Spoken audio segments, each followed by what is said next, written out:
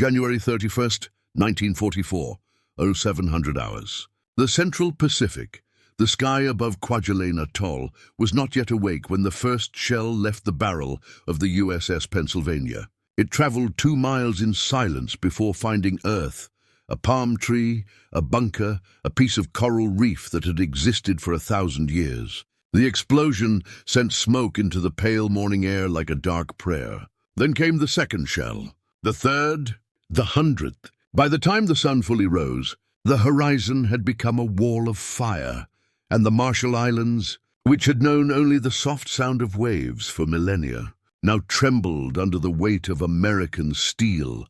On the decks of dozens of battleships and cruisers, young men from Kansas and California, from Alabama and New York, stood with their hands over their ears as the guns spoke. They did not yet know that what they were witnessing was not merely an attack, but a reinvention, a complete transformation of how war would be waged across the Pacific. They did not know that the atoll they were about to take, a small necklace of coral and sand in the middle of an endless ocean, would become a symbol of something larger than victory. It would become proof that the United States had learned, adapted, and perfected the art of the amphibious assault. In the bunkers below, Japanese soldiers felt the earth move. They had been told that Kwajalein was a fortress. They had been assured that the Americans, if they came at all, would shatter themselves against its defenses like waves against stone. They had been promised that the spirit of Bushido, the way of the warrior, would be enough. Now, as the bombardment entered its second hour, as concrete cracked and steel bent, as the air itself seemed to ignite, they began to understand that promises made in Tokyo meant nothing here. In this place where the ocean met the end of the world, this is the story of Operation Flintlock, the capture of Kwajalein and Eniwetok atolls in the Marshall Islands. It is the story of a battle that lasted only days, but changed the course of a war that would span years. It is the story of men who crossed an ocean to fight on islands they could not pronounce, for reasons that seemed both impossibly distant and urgently immediate. It is the story of how the vast industrial power of American democracy, its endless capacity to produce and transport and coordinate, met the ancient warrior code of Imperial Japan on a coral reef in the middle of nowhere. And it is the story of how, in that meeting, Banzai discovered that courage alone was no longer enough. The Marshall Islands had been Japanese for more than 2 decades. Seized from Germany during the First World War and granted to Japan as a League of Nations mandate in 1920, these scattered atolls became part of the invisible wall that Japan built across the Pacific, a defensive perimeter stretching from the Kurils in the north to the Gilberts in the south. By 1944, the Marshall Islands were not merely territories. They were links in a chain, waypoints on a map that imperial planners believed would hold back any American advance toward the home islands. Kwajalein Atoll, the world's largest coral atoll, sat near the center of this chain. Its lagoon was so vast that it could hold the entire United States Navy. Its position made it invaluable, close enough to support operations in the Gilberts, far enough to serve as an early warning system for any threat moving west. The Japanese had fortified it accordingly. Blockhouses made of reinforced concrete, artillery positions hidden beneath palm trees, machine gun nests dug into the coral. Thousands of soldiers from the 6th Base Force and the 1st Amphibious Brigade, men who had been told that their duty was to hold this place until death, and then beyond. They had supplies. They had ammunition. What they did not have, though no one said it aloud, was hope.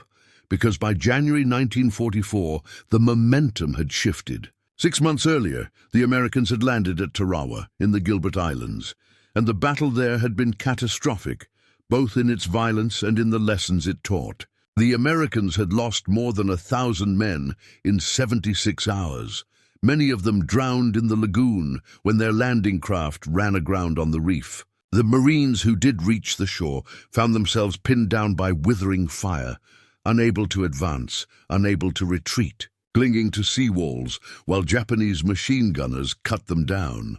But Tarawa had been taken. And in taking it, the Americans learned. They learned that pre-invasion bombardment needed to be heavier, longer, more precise. They learned that amphibious vehicles needed to move over reefs, not just through water. They learned that coordination between air, sea, and ground forces needed to be seamless, instantaneous, rehearsed to the point of instinct. They learned that logistics, unglamorous, unsexy logistics, was the difference between victory and slaughter. And so Operation Flintlock was designed not as an attack, but as a demonstration. A demonstration that the United States, with its vast industrial capacity, its sprawling network of bases and supply lines, its endless procession of ships and planes and vehicles, could take any island anywhere, no matter how fortified. The planners called it island hopping. The soldiers called it hell. History would call it inevitable. Admiral Raymond Spruance, the quiet, methodical commander of the Fifth Fleet, oversaw the operation.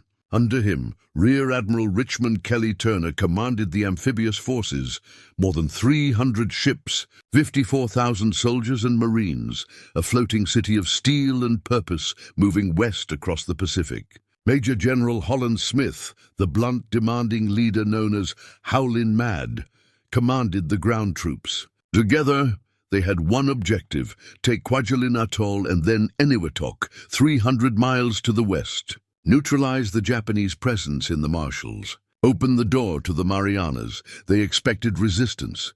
What they did not expect was how thoroughly they would overwhelm it. For the Japanese soldiers on Kwajalein, the war had long since ceased to resemble what they had been promised. When they first arrived, many of them believed they were the vanguard of a new Asian order, liberators.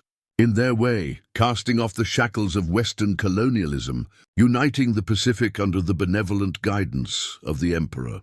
They had been told that the Americans were weak, that they valued comfort over honor, that when faced with true hardship, they would break and flee. They had been told that Japanese soldiers, raised on the principles of duty and sacrifice, would always prevail. The reality was different. By 1944, the supply ships that once arrived regularly now came sporadically, if at all. American submarines prowled the waters, turning every convoy into a gamble. Food rations dwindled. Medicine ran out. Men grew sick from malnutrition, from infected wounds, from the relentless heat and humidity that turned every small cut into a festering sore. The tropical paradise they had once imagined became a prison of coral and sand, where the only certainty was that help would not come. And yet they prepared, because that was what soldiers did. They dug deeper into the coral. They reinforced their bunkers with coconut logs and sand. They set up interlocking fields of fire, ensuring that every approach to the beach would be covered by at least 2 machine guns. They planted mines. They constructed obstacles. They did everything that doctrine and experience said would make an amphibious landing impossible. They believed that when the Americans came, the reef would stop them. The guns would cut them down. The fortifications would hold. They believed this because they had to. Because the alternative, that all of their preparation, all of their suffering, meant nothing, was unbearable. On the morning of January 31st, as the sun rose and the bombardment began, that belief shattered along with everything else. The bombardment of Kwajalein lasted 2 days. It was not the longest pre-invasion bombardment in history, but it was among the most thorough. 7 battleships, including the USS Tennessee, Pennsylvania, and Maryland, veterans of Pearl Harbor seeking something like revenge. 6 heavy cruisers, 6 light cruisers, 36 destroyers. Together, they fired more than 36,000 shells, 14-inch, 16-inch rounds that could penetrate 6 feet of reinforced concrete. Each shell weighed as much as a small car. Each explosion created a crater large enough to swallow a house. From the air, carrier-based planes added their weight. Bombers from the USS Enterprise, Yorktown, and Lexington, ships whose names were becoming legend, dropped 502,000-pound bombs, then returned to strafe anything that moved with 50-caliber machine guns. The pilots reported that there was so much smoke and dust over the island that they could barely see their targets. They dropped their payloads anyway, trusting that in a space so small, everything was a target. For the Japanese defenders, time ceased to have meaning. Minutes stretched into hours. Hours collapsed into seconds. The noise was not merely loud, it was physical, a pressure that pushed against the chest and made breathing difficult. Men huddled in bunkers felt the walls crack around them. They felt the heat seeping through concrete. Some prayed, some wept, some simply waited, knowing that when the bombardment stopped, the real horror would begin. In his command post on Kwajalein Island, Rear Admiral Monzo Akiyama, commander of the 6th Base Force, reviewed the reports coming in from his subordinates. Communications were failing. Entire positions had gone silent. The airstrip, which the Americans needed intact if they intended to use the atoll, had been cratered so thoroughly that no plane could possibly land. And yet the bombardment continued. It did not make tactical sense. It made industrial sense. The Americans were not trying to destroy every bunker, every gun emplacement. They were trying to destroy the will to fight, and it was working. When the first wave of American landing craft approached the shore on February 1st, the Japanese defenders, who were still able to fight, did so with courage and desperation. Machine guns chattered. Mortars fell among the approaching vehicles. Here and there, a landing craft took a direct hit, erupting in flame. But the Americans did not stop. They could not be stopped, because they had learned. The landing vehicles were LVTs, landing vehicle, tracked, amphibious tractors that could crawl over coral reefs without getting stuck. They carried Marines directly to the beach, bypassing the killing zone that had claimed so many lives at Tarawa. Behind them came waves of reinforcements, then tanks, then artillery. Within hours, the Americans had established a beachhead. Within a day, they had pushed inland. Within 3 days, Kwajalein Island was secure.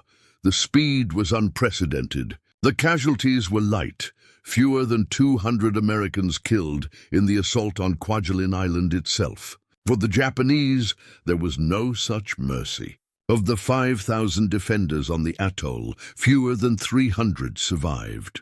The rest died in their bunkers, at their posts, or in final futile banzai charges that ended in a hail of American bullets.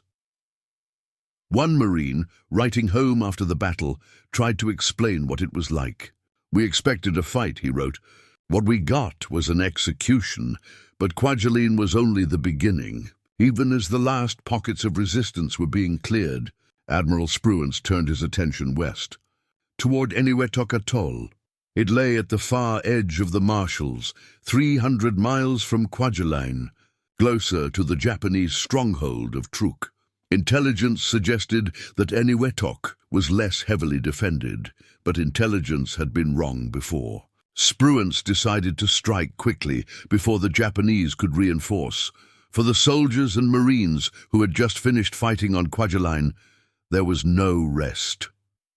They climbed back onto the ships, checked their weapons, and prepared to do it all again. Eniwetok was different. Its garrison was smaller, around 3,000 Japanese naval troops and laborers, but they were well supplied and determined. The atoll consisted of more than 40 islands, though only 3, Engebe, Eniwetok, and Parry, were large enough to require assault. The plan was simple. Take them one by one, using the same overwhelming firepower that had worked at Kwajalein. The assault on Engebe began on February 17th. Once again, the bombardment came first, battleships and cruisers turning the island into a landscape of craters and rubble. Once again, the landing craft moved forward, carrying Marines who had stopped thinking of themselves as invaders and started thinking of themselves as workers. Men doing a brutal, necessary job. Once again, the Japanese defenders fought with a ferocity that bordered on the suicidal, emerging from bunkers to throw grenades, charge with bayonets, die within feet of the Americans they were trying to kill. It took 1 day to secure Engebe. 2 days later, Eniwetok Island fell. On February 22nd, Parry Island, the last piece of the atoll, was taken after a bitter fight that left the beaches littered with bodies. By the end of the month, the entire Marshall Islands chain was in American hands. The cost in Japanese lives was staggering. Of the 12,000 Japanese troops stationed across the Marshalls, nearly all were killed. American casualties, while significant, about 400 dead and 1,500 wounded, were far lower than expected. The disparity was not merely a matter of numbers. It was a matter of systems. The Japanese soldiers who fought at Kwajalein and Eniwetok had expected to face an enemy softened by luxury, unprepared for the realities of war. They had been told that Americans lacked the discipline, the spiritual strength to endure hardship. What they encountered instead was an enemy that did not need spiritual strength because it had something more tangible: abundance, abundance of ammunition, abundance of food, abundance of medical supplies, of fuel, of replacement parts, abundance of ships and planes and vehicles, arriving in an endless procession, each one replacing the last, creating a system that could not be broken because it had no single point of failure. In the weeks after the battle, as American engineers began transforming Kwajalein and Eniwetok into forward bases, the scale of this abundance became visible. Within days, airstrips were repaired and expanded. Within weeks, permanent structures were erected: Quonset huts, fuel depots, hospitals, even movie theaters. Supply ships arrived daily, unloading everything from artillery shells to ice cream. The atolls, which had been battlefields, became cities. For the few Japanese prisoners taken during the fighting, this was the most disorienting discovery. They had fought on rations of rice and dried fish, sometimes going days without clean water. Now they watched as American soldiers ate hot meals 3 times a day, drank fresh coffee, smoked endless cigarettes. They saw wounded men evacuated by plane to hospital ships, equipped with operating rooms and blood banks. They saw the casual efficiency with which the Americans moved supplies, built structures, organized chaos into order. One prisoner, interrogated after the battle, was asked what he found most surprising about the Americans. His answer was simple: they do not seem to be at war. It was an astute observation. The Americans did not seem to be suffering. They did not seem to be sacrificing. They seemed instead to be working, efficiently, methodically, with the confidence of men who knew that every resource they needed would arrive on schedule. This was not the desperate struggle between two equally matched powers. This was industry against ideology, and industry was winning. There was a sound that followed the Americans wherever they went in the Pacific, a sound that became a symbol of their presence. It was not the roar of planes or the thunder of naval guns. It was quieter, more mundane, the clatter of a diesel generator. Every American base, no matter how small, had generators. They powered lights, radios, refrigerators, medical equipment, tools. They ran constantly, day and night, their mechanical rhythm a reminder that the Americans brought their civilization with them. To the Marines who slept in their glow, the generators were a comfort, a piece of home in a hostile place. To the Japanese soldiers who heard them across the jungle, they were something else, proof that the enemy had resources they could not match. In the ruins of Kwajalein, after the battle, American engineers found a Japanese command bunker that had been buried under tons of rubble. Inside, miraculously intact, was a journal belonging to a Japanese officer. The entries, translated later, described the final days before the invasion. He wrote about the dwindling supplies, the failing communications, the growing certainty that relief would not come. But what stood out, what the translator highlighted in his report, was a single line written on the night of January 30th, hours before the bombardment began. "Tomorrow they will come with their machines. We will meet them with our spirit. I do not know if it will be enough." It was not. The fall of the Marshall Islands had consequences that rippled far beyond the atolls themselves. Strategically, it opened the door to the Marianas, bringing American bombers within range of the Japanese home islands for the first time. Psychologically, it shattered the myth of Japan's invincible defensive perimeter. And operationally, it validated the American approach to amphibious warfare, an approach that would be repeated, refined, and perfected in the battles to come. But there was something else, something harder to quantify. The men who fought at Kwajalein and Eniwetok, who saw how thoroughly their firepower and logistics overwhelmed the enemy, began to understand that this war would not be won by heroism or luck. It would be won by production, by factories in Detroit and shipyards in San Francisco, by the ability to move millions of tons of supplies across thousands of miles of ocean and deliver them exactly where and when they were needed. This was democracy's advantage. Not its ideals, though those mattered. Not its political system, though that was important. Its advantage was its capacity, the ability to mobilize, organize, and sustain an effort on a scale that no other nation could match. The Japanese had believed that willpower could overcome material disadvantage. They believed that the spirit of the warrior, honed over centuries, was superior to the mechanical efficiency of the factory. Kwajalein and Eniwetok proved them wrong. Spirit could not stop a shell. Courage could not sink a battleship. Discipline could not summon supplies that did not exist. And so the men who survived the Marshall Islands battles on both sides carried this knowledge with them. For the Americans, it was validation. For the Japanese, it was a kind of despair, the realization that they were fighting not merely an enemy, but an engine, a system that would grind forward regardless of how many men they threw in its path.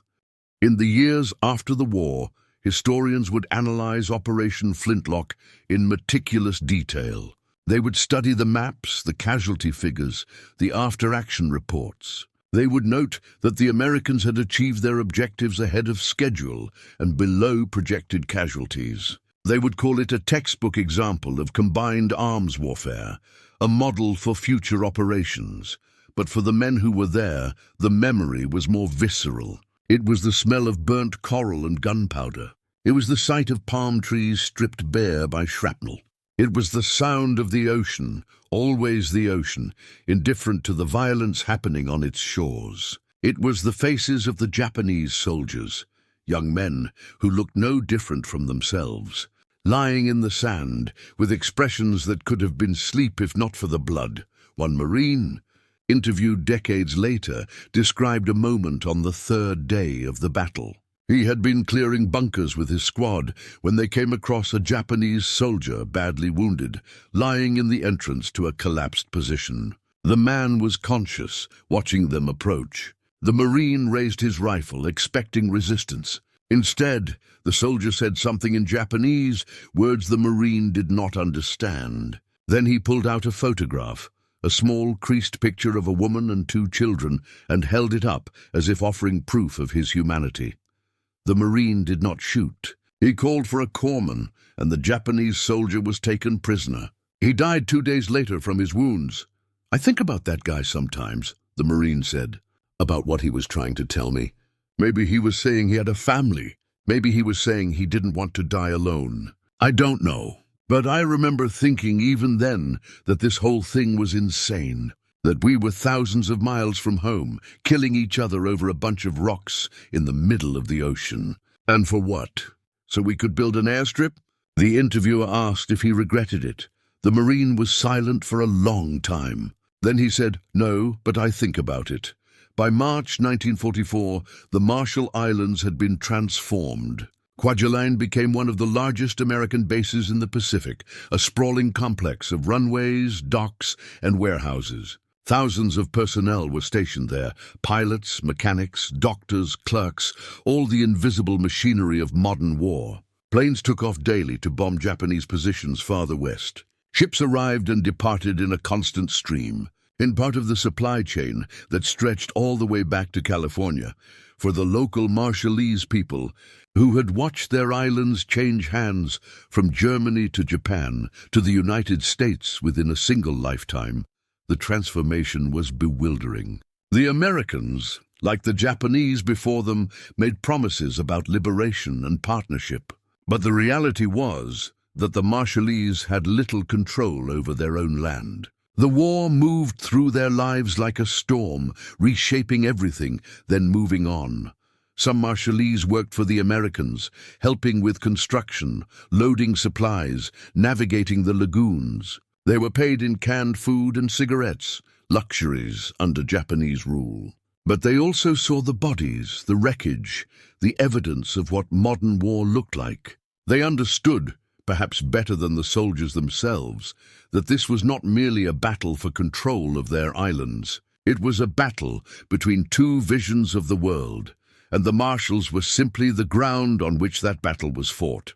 Eniwetok, meanwhile, became a staging ground for the invasion of the Marianas. The atoll's lagoon, deep and protected, was ideal for assembling the massive fleets that would be needed for future operations. By the summer of 1944, hundreds of ships crowded its waters, waiting for orders to move west. But Eniwetok would become known for something else. After the war, the United States selected it as a nuclear test site. Between 1948 and 1958, 43 atomic and hydrogen bombs were detonated on and around the atoll, vaporizing entire islands, leaving craters in the lagoon floor, scattering radioactive debris across the reef. The Marshallese people who had lived there were evacuated and told they could return once it was safe. Decades later, many were still waiting. This too was a legacy of Flintlock. The atoll had been valuable because it was remote, because it could be controlled, because it sat at the intersection of strategic needs and geographic opportunity. That value did not disappear when the war ended. It simply changed form. There is an image from the Battle of Kwajalein that became iconic, though not widely known outside military circles. It shows an American flag being raised on the shattered remains of a Japanese command post, the pole leaning at an angle because the ground beneath it had been churned into rubble. In the background, smoke still rises from fires that would burn for days. In the foreground, a group of Marines stands at attention, helmets off, watching the flag climb toward the sky. It is a photograph of victory, but it is also a photograph of exhaustion. The men's faces are blank, not with joy, but with something closer to relief. They had done what they were sent to do. They had survived. In a few days, they would do it again. One of those Marines interviewed years later remembered that moment. He said he felt nothing. No pride, no triumph. Just a dull awareness that the island was theirs, and that it had cost less than they expected, and that this made him uneasy. Because if it was this easy, if overwhelming force could achieve overwhelming victory, then what did that mean for the future? How many more islands were there? How many more flags to raise? I thought about my brother, he said. He was in Europe fighting the Germans. And I remember thinking, at least he's fighting for cities, for places with names I'd heard before. We were fighting for dots on a map. But I guess that's war. You don't get to choose what matters. You just do what you're told and hope it adds up to something. By the summer of 1944, the momentum in the Pacific had shifted irreversibly. The Japanese Navy, once the dominant force in the region, had been crippled at Midway and bled dry in the Solomons. The island garrisons, cut off from supplies and reinforcements, were withering. The Americans, meanwhile, grew stronger with each passing month. More ships, more planes, more men. The industrial advantage that had seemed abstract in 1942 was now undeniable. And yet the war continued, because the Japanese, despite knowing they could not win, refused to surrender. Because the concept of honorable defeat, of negotiating peace, was incompatible with the ideology that had driven them to war in the first place. And so the killing continued, island by island, atoll by atoll, each one a smaller, bloodier echo of Flintlock. The lessons learned at Kwajalein and Eniwetok would be applied at Saipan, at Guam, at Tinian. The bombardments would grow longer. The assaults would grow more precise. The casualties would grow higher, not because the Americans fought less effectively, but because the Japanese fought more desperately. The war would not end until August 1945, when atomic bombs fell on Hiroshima and Nagasaki, and even then, the surrender would be contested by officers who believed death was preferable to dishonor, but the beginning of that end, the moment when the outcome became inevitable, can be traced to the Marshall Islands, to the sound of shells falling on coral, to the sight of landing craft crossing a reef, to the realization on both sides that this war would be won not by warriors, but by logistics. There is a reef off the coast of Kwajalein where the coral grows in strange patterns, twisted and deformed by the chemicals and explosions of 1944. Divers who visit the site report finding debris buried in the sand, shell casings, pieces of metal, fragments of things that were once tools or weapons or parts of men. The ocean has reclaimed most of it, covering the violence with layers of new growth, but the scars remain. Local Marshallese sometimes visit the reef to fish. They know the history, the stories of the battle that turned their home into a graveyard. But they also know that life continues, that the ocean, which witnessed everything, remembers nothing, that the fish do not care about the past. One fisherman asked about the war, said simply, "It was not our fight, but we paid the price." It is a truth that applies to many places, many people. The Marshall Islands were a strategic objective, a line on a map, a necessary step in a larger plan. But they were also home to people who had no desire to be part of history, who wanted only to live their lives in peace. The war gave them no choice. In the end, Operation Flintlock succeeded because it was a system, a carefully coordinated application of firepower, logistics, and manpower designed to achieve a specific goal with maximum efficiency and minimum cost. It was not heroic in the traditional sense. There were no desperate last stands, no miraculous reversals. It was instead a demonstration of industrial power applied to military objectives. And that, perhaps, is the larger truth about the Second World War. It was not won by courage, though courage was everywhere. It was not won by strategy, though strategy mattered. It was won by factories, by shipyards, by the ability to produce, transport, and deploy resources on a scale that had never before been attempted. The Japanese understood this too late. They understood it when their soldiers on distant islands ran out of food and ammunition. They understood it when their ships were hunted by submarines faster and more numerous than anything they could build. They understood it when their cities burned under waves of bombers that arrived in formations so large they darkened the sky. They understood it when the first atomic bomb fell. 70 years after the battle, a memorial was erected on Kwajalein. It is a simple structure, a plaque and a stone, listing the names of the Americans who died there. Nearby, a separate marker acknowledges the Japanese defenders, though fewer names are listed because many were never identified. There is no marker for the Marshallese. On clear days, tourists visit the memorial. They take photographs. They read the inscriptions. Some are veterans or the children of veterans, making a pilgrimage to a place that exists more in memory than reality. They stand in the heat, looking out at the lagoon, trying to imagine what happened here. Most cannot. The island is too peaceful now, too quiet. The violence has been absorbed, forgotten, replaced by the slow work of time. But at night, when the wind moves through the palm trees and the ocean murmurs against the reef, it is possible to hear something else. Not the sound of battle, but the echo of it, the faint percussion of a war that ended long ago but never truly disappeared. It is the sound of shells falling, of engines roaring, of men shouting orders and prayers in languages they no longer speak. It is the sound of history, fading but not gone. And so the tide turned, not with a single decisive blow, but with a series of calculated, methodical operations that demonstrated one simple truth. Abundance defeats scarcity. Systems defeat spirit, the nation that can feed its soldiers, fuel its planes, and replace its losses will, in the end, prevail over the nation that cannot. Operation Flintlock was not the most famous battle of the Pacific War. It was not the bloodiest or the most dramatic. But it was, in many ways, the most important, because it proved that the American way of war, industrial, logistical, overwhelming, could work. That the lessons of Tarawa had been learned, that the tide, which had turned at Midway and Guadalcanal, would not turn back. The Japanese soldiers who died on Kwajalein and Eniwetok believed they were defending the empire. They believed their sacrifice had meaning. Perhaps it did. But history remembers them not for their courage, which was considerable, but for their defeat, which was inevitable. The Americans who fought there believed they were bringing liberation. They believed they were stopping tyranny.